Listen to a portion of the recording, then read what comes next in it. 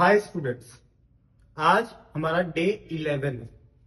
Day 10 तक हमने class 12 के अकाउंटेंसी के सारे चैप्टर्स कंप्लीट कर लिए।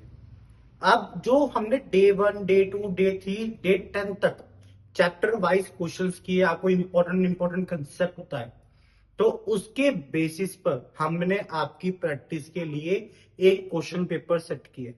ठीक है, हमारे पास बहुत सारे क्वेश्चन पेपर सेट्स हैं, तो आज डे 11 पे आप ये वाला हमारा क्वेश्चन पेपर सॉल्व करोगे। ठीक है, ये क्वेश्चन पेपर पूरा आपके सीबीएसई पैटर्न के हिसाब से। ठीक है, जैसे आपको 16 एमसीक्यू आएंगे, उसके बाद 4 एमसीक्यू आपको थर्ड बुक से आएंगे, वो पूरा पैटर्न इसमें फॉलो किया हुआ है। और जितने भी इंपॉर्टेंट क्वेश्चन है बोर्ड एग्जामिनेशन के, वो सारे इस पेपर में नोटेड है। तो अब आपने क्या करना है, इस पेपर को सॉल्व करना है।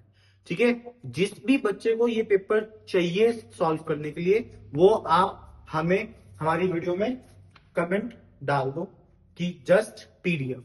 ठीक है, हम आपको वो पीडीएफ डीएम कर देंगे। क्लियर? ये क्वेश्चन पेपर सॉल्व करना बेटे पूरे 3 आवर्स में।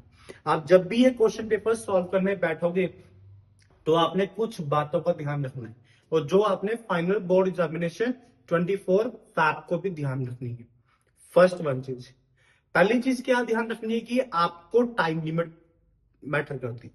ठीक है, कि आपने 3 आवर्स में पूरा पेपर सॉल्व करना है। सेकेंड, कि जो भी चीज उसने मांगी है वो आप प्रॉपर क्लियर बनाओगे। क्लियर? और जो पे वर्किंग नोट्स की रिक्वायरमेंट है, वहां पे वर्किंग नोट्स भी वहां पे शो करोगे। थर्ड थर्ड इंपॉर्टेंट चीज क्या है, जब आप अपने एमसीक्यू सॉल्व करोगे, तो उस एमसीक्यू में आपको ऑप्शन के साथ उसकी डिटेल भी लिखनी पड़ेगी। जैसे फॉर एग्जांपल किसी का आंसर आया बी ऑप्शन, तो बी ऑप्शन में था 2 लाख, तो लिखोगे answer number 1 is equal to B option and 2 lakh. Clear? वो प्रॉपर मेंशन करोगे और हर आंसर के बाद एक लाइन छोड़ोगे। ठीक है, ये कुछ इंपॉर्टेंट बातें हैं जो आपको अपने बोर्ड एग्जामिनेशन में ध्यान रखनी है। ठीक है, तो आप इस पीडीएफ को लेने के लिए वीडियो में कमेंट डाल दिए जस्ट पीडीएफ, हम आपको डीएम कर देंगे पीडीएफ, और आप इसको सॉल्व करना। इन केस आपको कुछ क्वेश्चन में डाउट होता है या आपसे सॉल्व नहीं होता, तो आप फिर जस्ट कमेंट डालना आंसर की। तो जो भी बच्चा आंसर की कमेंट डालेगा उसको आंसर की मिल जाएगी, पर जस्ट पहले आप खुद ट्राई करना पेपर को सॉल्व करने की, उसके बाद आप आंसर की देखना। क्लियर? तो इसी के साथ डे 11 पे आज आपने पहला सैंपल पेपर सॉल्व करना है, जो हमने बड़ी एनालाइजेशन से बनाया है।